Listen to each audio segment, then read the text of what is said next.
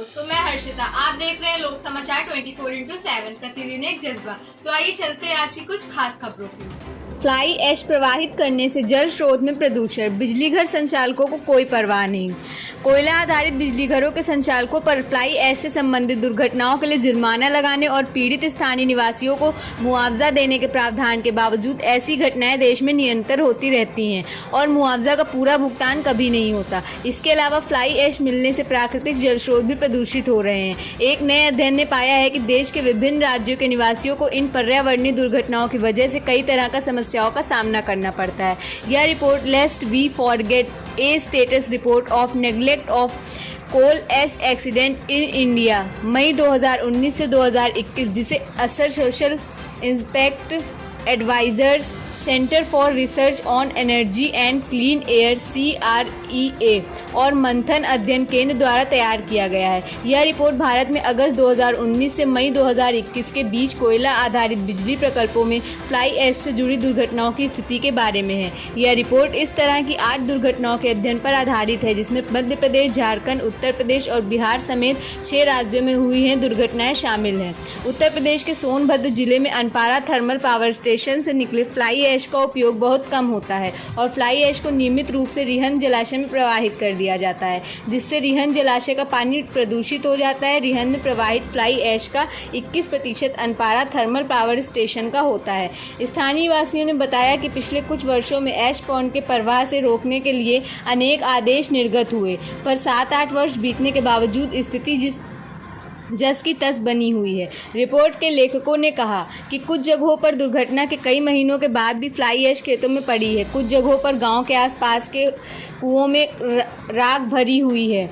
Power plant न केवल राख हटाने, स्थल को दुरुस्त करने, स्वास्थ्यगत प्रभावों का निदान निकालने में नाकाम रहा, बल्कि प्रभावित गांव वालों को पूरा मुआवजा देने में भी नाकाम रहा है।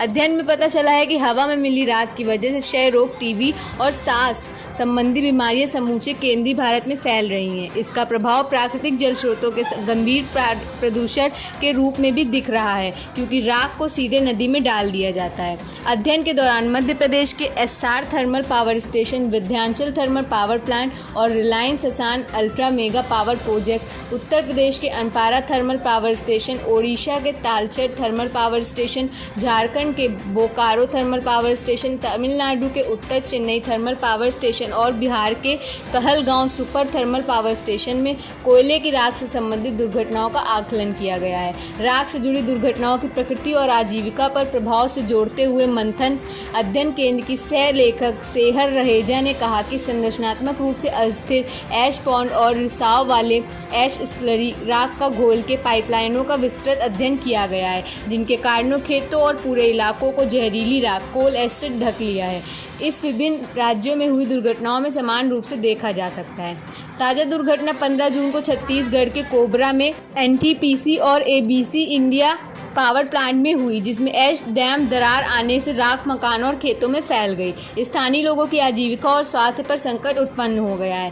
केंद्रीय पर्यावरण मंत्रालय ने 22 अप्रैल को थर्मल पावर स्टेशनों में जमा फ्लाई ऐश का उपयोग करने के बारे में अधिसूचना का मसौदा प्रकाशित किया।